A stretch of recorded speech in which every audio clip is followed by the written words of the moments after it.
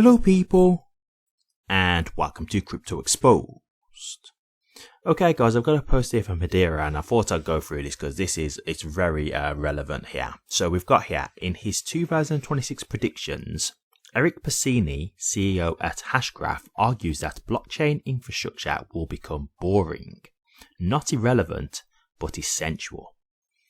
Yeah, so when I read that straight away, I completely understood what he meant there. And I think a lot of people might hear that and say, boring, what does that mean? Like it's a bad thing. It's actually not, because what we're actually talking about at that point is we're talking about adoption to a point where it's just a part of our normal day lives, right? It's like, for example, if you used to ask some people now and say, let's talk about the internet, right? A lot of people, obviously you get people who are interested in this kind of stuff, so they might have a bit more of a fondness to talk about it. But a lot of people are just like, what do I want to talk about the internet for?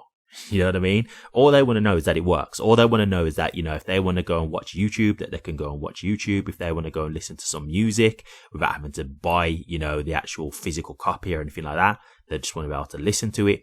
They just want to be able to do these things without having to understand exactly what's going on and what makes it all function. And that's what we're talking about with crypto. We're talking about when it gets to the point where it's boring, where it's just something that we know is out there. It's just doing its thing. That's the point. That's the end goal. Like, that's what we're actually aiming to get to, because that's when we know it's just a part of our everyday lives and it's just a normal thing.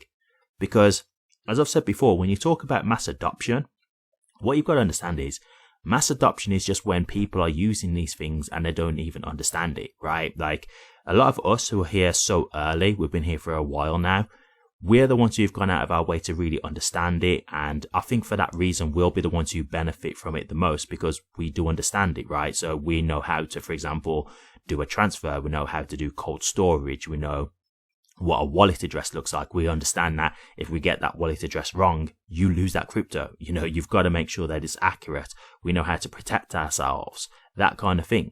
So it's the thing where, yes, for the most part, for the average day people, you are going to want it to be available to them as well, because that's how mass adoption works. But I do think the people who really do take time to get into this early, because then they can pick apart which they think are going to be the good cryptocurrencies to invest in. And also they understand how it works, so they can benefit and use it to its maximum potential. But yeah, I've got some parts of this from the article that he's done, and I just want to get into this a bit more. So 2026 is when blockchain gets boring. That's the point. As regulation unlocks institutional adoption, blockchain is poised to fade into the background, becoming the unremarkable plumbing of global finance. So you see what I mean? This is what I'm talking about. This is where it's not about it always being at the forefront. It's about it just being a normal thing.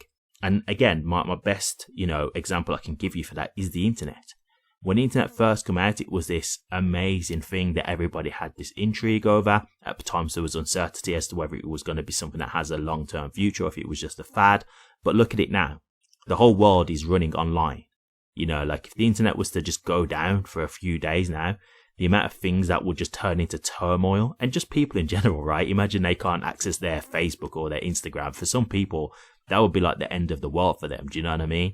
They wouldn't be able to cope. So this is where something that started off as just, okay, this is cool, this is something that might be worth looking into, it actually ends up becoming something that's like way more prominent and way more vital to, the future, that kind of thing. And that's what we're looking at here.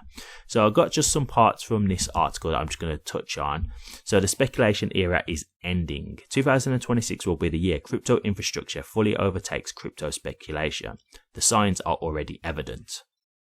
Yeah, absolutely. So with regards to that, I think it's quite clear that we're seeing from 2025 with, Donald Trump as the US president, he's pretty clear that he wants, crypto to be a thing that's here and settled and, regulated. Like he wants America to be the hub for crypto.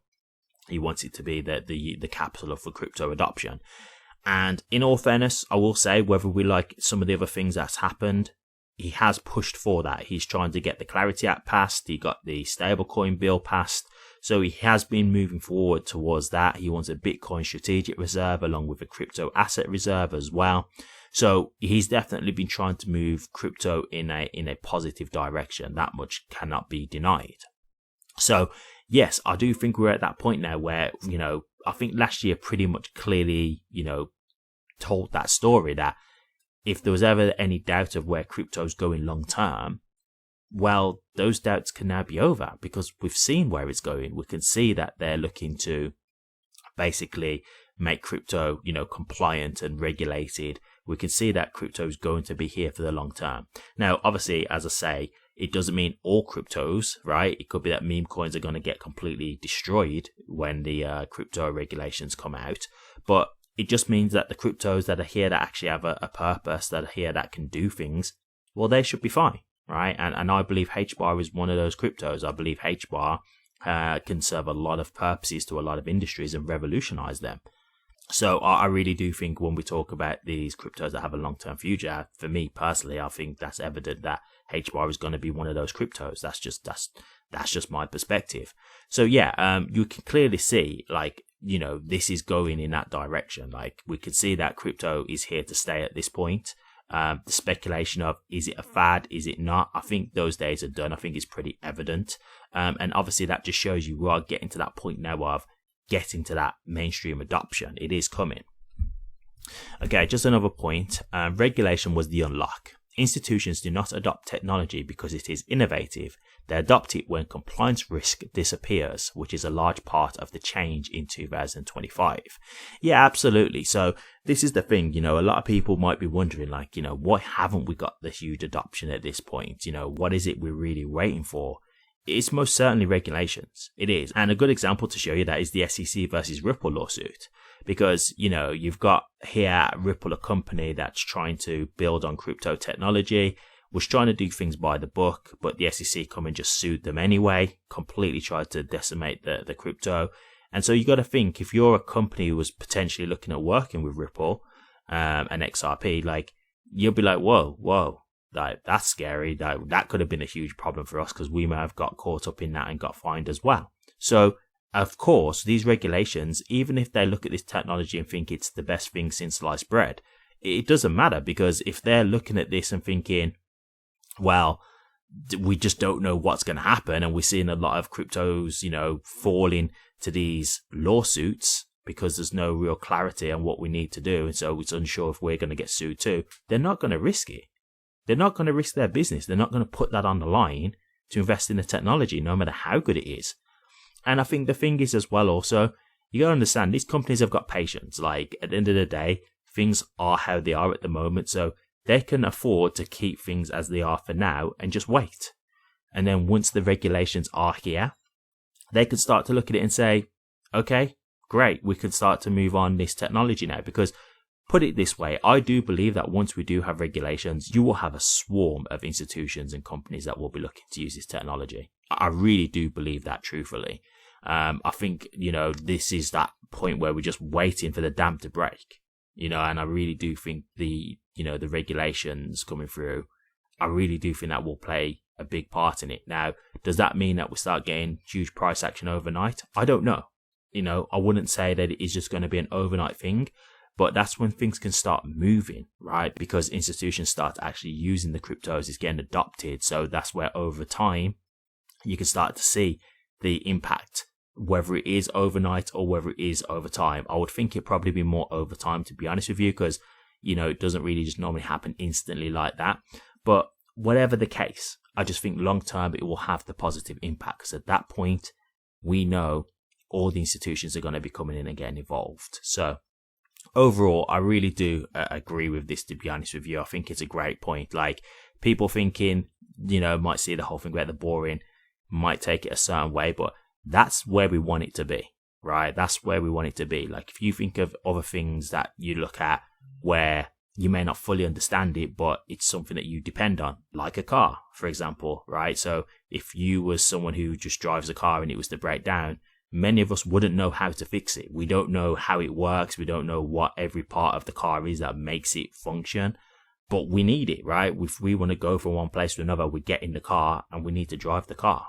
So this is another thing of mass adoption, right? We're using it, but we don't know how to build one. We don't know how to fix one. We have to go to other people who are specialized in that field.